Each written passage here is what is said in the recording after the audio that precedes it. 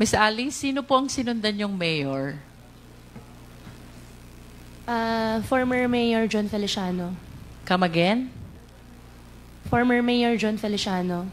Joe Feliciano. John Feliciano. John Feliciano. And how associated are you? Gaano ka ba kalapit dito kay John Feliciano? Magkaibigan po, Your Honor. Nakilala ko po siya, I think, during his second term. Second term? Can you Opo. cite the year? Di po ako masyado sure na sa year. Second term, kung di po ako nagkakamali. Siya ba ay nakatapos ng 3 termino? Yes po, Your Honor.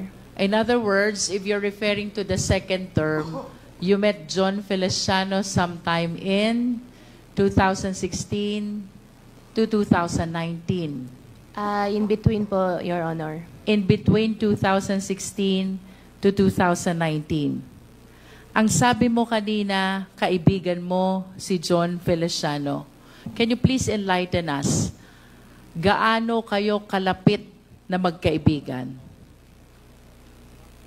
Your Honor, magkaibigan, magkakilala kami. Nagkakilala kami nung second term po niya na kumuha po ako sa kanya ng business permit para sa piggery. And then, last term po niya, I think pandemic time na rin po. Did you help in the campaign of John Feliciano in 2016? Hindi po. Did you help John Feliciano in 2019? Hindi din po, Your Honor. In other words, since you met John Feliciano, wala kang naitulong sa kanya pagdating sa kanyang kampanya. Is that correct? Financially, wala po. What do you mean by financially? If not financially, then what else or how else will you help him politically? Of course, Your Honor, yung mga ibang botante po namin sa farm, kinakampanya po namin, yung mga ganun lang po. And how many voters do you have in your farm? I have, during that time, ngayon po kasi wala na, totally wala na. During by that time po, siguro po more than 50 or more than 70 po. Alam mo, Alice, mahirap tumakbong mayor. As a matter of fact, it is very difficult to win kung wala kang leaders, supporters, na tutulong sa'yo. Since you've known John Feliciano since 2016, kung hindi ikaw ang tumulong sa kanyang politika, then who did? Sino ang tumulong kay John Feliciano? Your Honor, I think the former mayor is here po. Better siya po yung sumagot kasi hindi rin po ako yung tumulong po sa kanya. May we ask John Feliciano, the former mayor?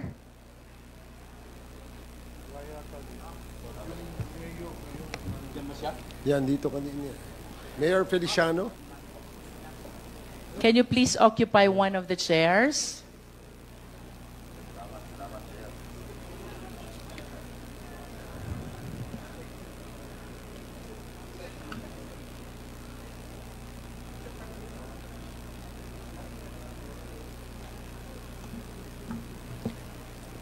Yes, Madam Chair.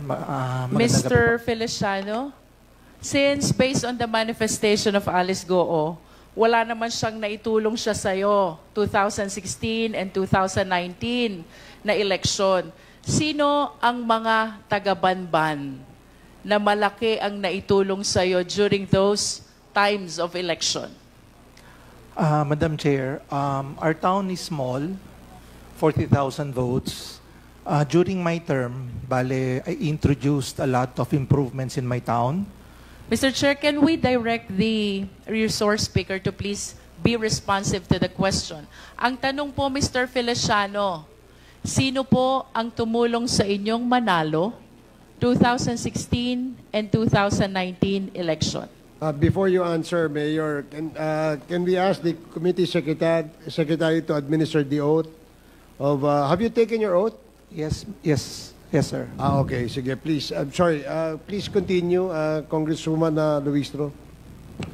Mr. Feliciano, did you get the question? Yes, ma'am. on my town, ang tumulong po sa akin, yung mga kababayan ko po. So yung mga kapitan, yung mga leaders ko, and yung mga family members ko po sa bayan namin. How about your vice mayor? Did he help you?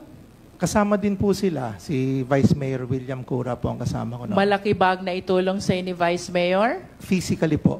Physically. How about your council members? Did they help you?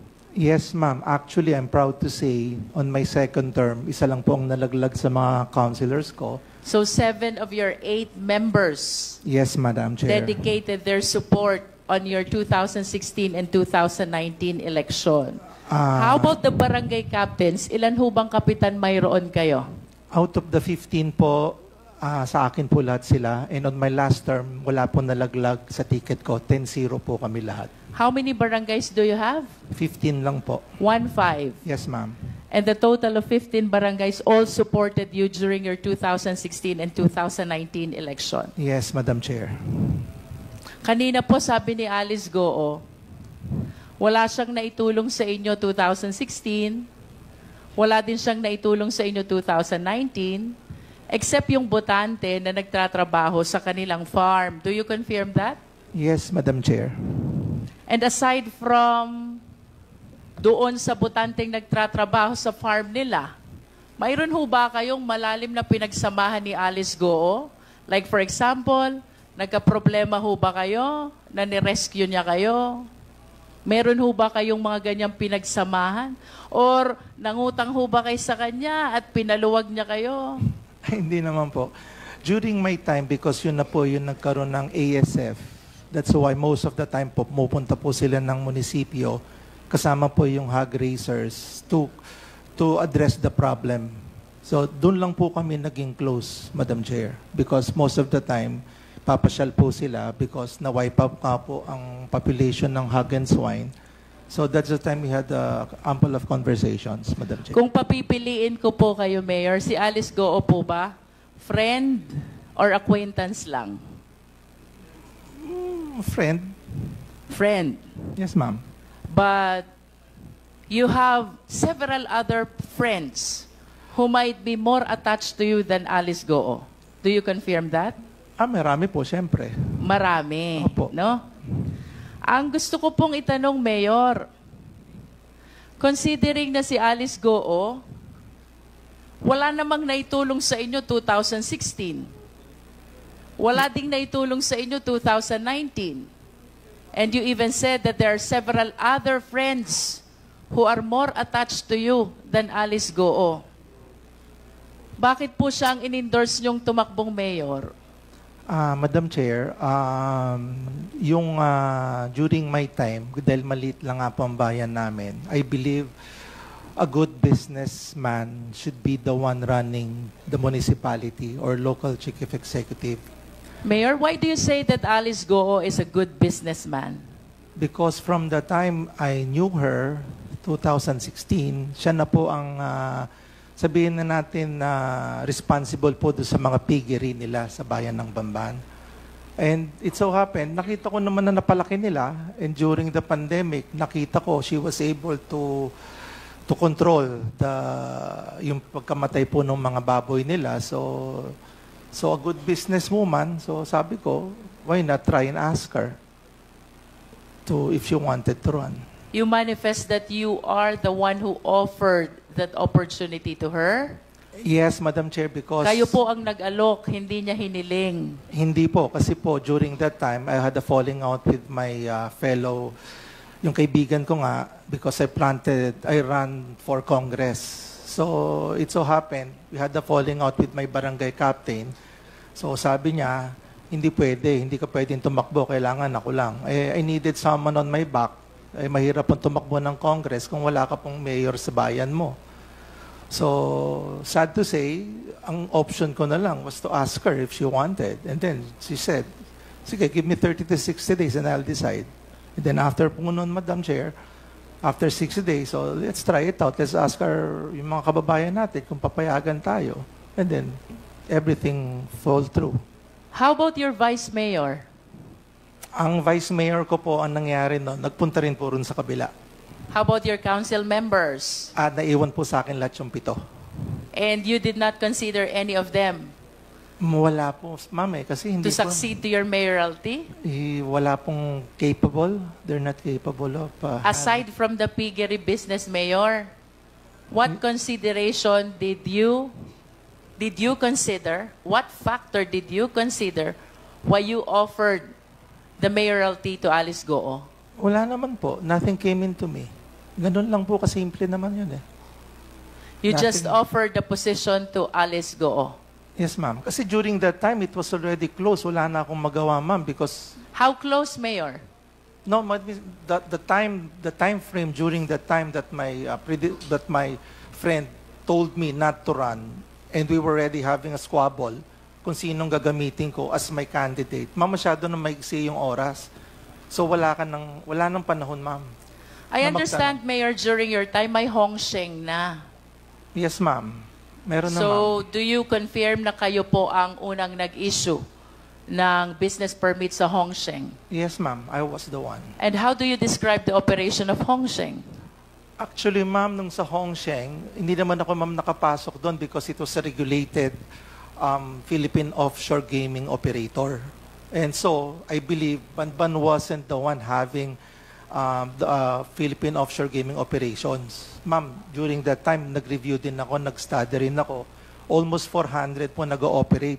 As far as Cavite, meron pong Cagayan Valley. Let's concentrate to Hong Sheng, Mayor. Ayun nga, ma'am. So, And do you confirm that the land being occupied by Hong Sheng belongs to Alice Goo? yes, ma'am. You confirm that? Yes, ma'am. Because she was the one who requested the letter of intent to me para po ma-endorse ko po sa Sangguniang Bayan to get the letter of no objection. The Baofu. Yeah, no, yung Hong Sheng po, ma'am, Hong Sheng. You are stating now, Mayor, that you were the one who endorsed the letter of Alice Goo to Hong Sheng to No. be able to secure a letter or resolution of no objection. Yeah, That's what you said. Yes, ma'am, because she endorsed the letter of intent to me. So ako naman, on my part, as a local chief executive, bibigyan po ko ng sulat sa Sangguniang Bayan to act on that request. Alice, I remember last time you denied this. You said you never represented Hong Sheng. Your Honor, I translate for Hong Sheng, and for Hong Sheng po, I invoke my right against self-incrimination for the cases filed at the court po. But I wish to manifest, Mr. Chair, that in tonight's hearing, contrary to the representation of Alice Goo, Mayor Feliciano is now saying that it was Alice Goo who approached him and facilitated the resolution interposing no objection to the establishment of Hong Sheng, in which SEC documents the name of Alice Goo appears as representative, which fact Alice Goo likewise denied during the last hearing. Mayor Feliciano, Yes, Madam Chair. during your congressional bid, simultaneous with the mayoralty of Alice Goo, Yes, Madam Chair. ano pong itinulong sa inyo ni Alice Goo? Yung pong makapagsalita po ako sa entablado niya, malaking bagay na po sa akin yon. Sabi niyo po, magaling na businesswoman si Alice Goo. Yes, Madam Chair. So what support did she extend to you during your congressional bid? Sa bayan lang po ng Bamban, yung maisama ka na dun sa grupo niya na hindi ka na maglalagay ng entablado. Tapos yung pagbayad po sa mga watchers, so hindi na po niya ako hinasel. So that is fine and tama na po para sa akin yon. So there are no campaign funds that were extended to you? Wala po, kaya po natalo ko. Yun lang pong sa akin.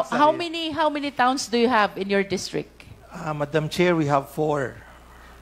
4 towns. Yes, Madam Chair. And ang naitulong lang ni Alice Goo is the audience Yes, Madam Chair. during the campaign period. Tama ba? Yes, Madam Chair. Is that the only thing that you're expecting from the businesswoman whom you describe as a very good businesswoman? On my part po kasi, Madam Chair, what I learned was when you try to run for office, kung may magbibigay ng tulong, salamat. Kung wala, salamat din para at least wala pong magsisisihan sa bandang uli. I'd like to go back to Hong Sheng, Mayor. Yes, Madam Chair. Mayor, do you understand that this Hong Sheng was later on found out to be a POGO operation? Madam Chair, yung pong letter of no objection was part of a PAGCOR license given by our gaming industry. So alam ko po na ganun talaga siya. And I believe Philippine offshore gaming operators are legally in a sense. Can you describe to us how many buildings are erected in Hong Sheng? I'm not really sure kung ilan po yung Approximate. 5 or 6. And do you recall kung magkano ang real property tax na ibinabayad sa inyo during that time? Ngayon po, more than 15 million po. During your time, Mayor? Yes, that was ngayong pong pagbaba ko po. More than 15 Yes, million? ma'am. Yes, ma'am. And where were you nung na-convert ito as Yunzuan Corporation? Wala na po Was ako it noon. during your term? No, hindi na po. Because later part na po kasi yun noong 2022 eh. And then, baba na po ako noon. How about the Baofu land, Mayor? When Alice Go acquired this land, what is the classification of this land? This land was agricultural and then she requested for a reclassification way back 2019. So it was during your time when the land was reclassified. Yes, Madam It was Chair. reclassified from agricultural to industrial. Do you confirm that? Residential and commercial, Madam Chair. From residential to? No, Commercial. agricultural, residential / commercial. From agricultural to residential commercial. And Yes, per ma'am. your recollection, do you believe that the requirements for reclassification were duly complied with? Yes, Madam Chair, I believe so. Yes. And with respect to Hong Sheng, Mayor, the entire process of this resolution or letter interposing no objection, it was Alice Goo who was representing Hong Sheng. Do you confirm that? Yes, Madam Chair, because her name was written also on the Sangguniang Resolution. And aside from the name being written in the Sangguniang Bayan Resolution, it was Alice Goo, or likewise, who is lobbying with the Sangguniang Bayan, and even in your office. Do you confirm that? Actually po, hindi naman nag-lobby. She just submitted the letter of intent. How To my many office. times did she visit your office to represent Hong Sheng?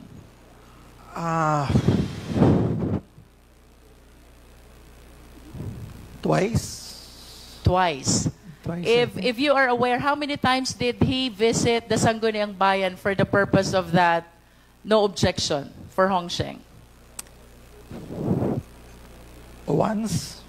I wish to manifest, Mr. Chair, that contrary to the statement of Alice Goo, that she never represented Hong Sheng during its application for permit and even in the issuance of letter or resolution of no objection, John Feliciano is now testifying that it was Alice Goo who represented and facilitated the no objection resolution for Hong Sheng, the POGO operation. I submit, Mr. Chair.